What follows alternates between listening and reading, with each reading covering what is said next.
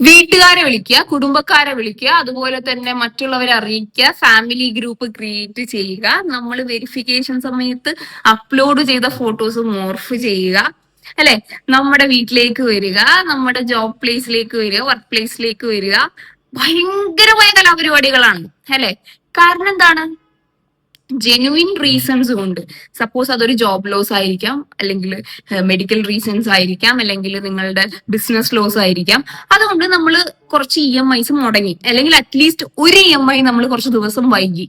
അതുകൊണ്ടാണ് ഈ വക കലാപരിപാടികൾ നടക്കുന്നത്.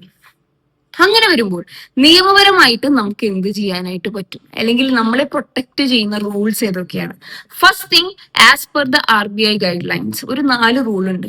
ഒന്നാമതായിട്ട് 7 PM to 8 AM റൂൾ, അതായത് വൈകിട്ട് 7 മണിക്ക് ശേഷവും രാവിലെ 8 മണിക്ക് ഇടയിലും നിങ്ങൾ ഒരു ബാങ്കിൽ നിന്നോ ഒരു NBFCയിൽ നിന്നോ അല്ലെങ്കിൽ ഒരു ആപ്പ് ലോണിൽ നിന്നോ വിളിക്കാനോ വിസിറ്റ് ചെയ്യാനോ മെസ്സേജ് ചെയ്യാനോ പാടില്ല.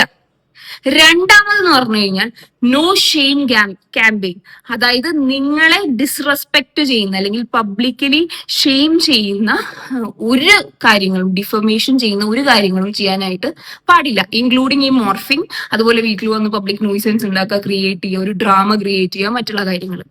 മൂന്നാമതായിട്ട് നിങ്ങളുടെ കൺസെന്റ് ഇല്ലാതെ നിങ്ങളുടെ വീട്ടിലേക്ക് വരാനോ അല്ലെങ്കിൽ നിങ്ങളുടെ വർക്ക് പ്ലേസിലേക്ക് വരാനോ പാടില്ല.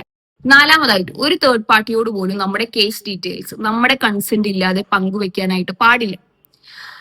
ഇന്ന് നിലവിൽ ഇന്ത്യയിൽ, കേരളത്തിൽ നടക്കുന്നതെന്ന് വെച്ച് കഴിഞ്ഞാൽ ഇല്ലീഗൽ ഹരാസ്മെന്റ് ആണ്. അതായത് നമ്മുടെ ജെന്യുവിൻ റീസൺ പോലും കേൾക്കാതെ മനസ്സിലാക്കാതെ ഒരു അമിക്കബിൾ റെസൊല്യൂഷൻ.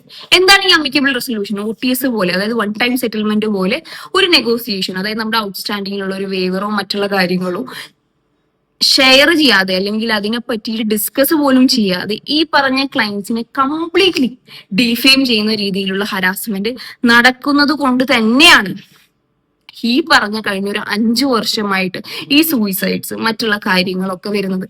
സോ അതുകൊണ്ട് തന്നെ നിങ്ങളുടെ നിയമങ്ങൾ, നിങ്ങൾക്ക് നിയമം തരുന്ന ഗ്യാരണ്ടീസ് എന്തൊക്കെയാണ്, പ്രൊട്ടക്ഷൻ എന്തൊക്കെയാണ്, റൈറ്റ്സ് എന്തൊക്കെയാണെന്നുള്ള കാര്യത്തിൽ നിങ്ങൾ അവെയർ ആവുക.